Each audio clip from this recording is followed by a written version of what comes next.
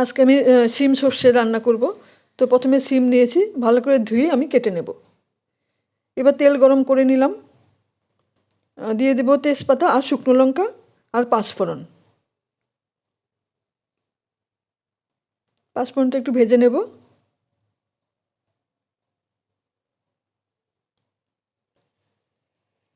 আমি এভাবে কেটে নিয়েছি শিম, আমি দিয়ে দেব।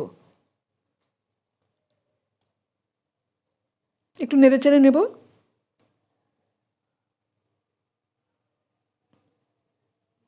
দিয়ে দেব সেদ্ধ করার জন্য পরিমাণ মতো জল। ঢাকা দিয়ে আমি রান্না করব যাতে সেদ্ধ হয়ে যায়। সেদ্ধ হয়ে গেছে শিম, সেদ্ধ হয়ে গেছে। এবার আমি দিয়ে দেব কালো সর্ষে, সাদা সর্ষে আর নুন, হলুদ আর কাঁচা লঙ্কা আমি একসঙ্গে সব বেটে নিয়েছি, আমি দিয়ে দিলাম। এবার খানিকক্ষণ রান্না করব ঢাকা দিয়ে। খুব ভালো সেদ্ধ হয়ে গেছে,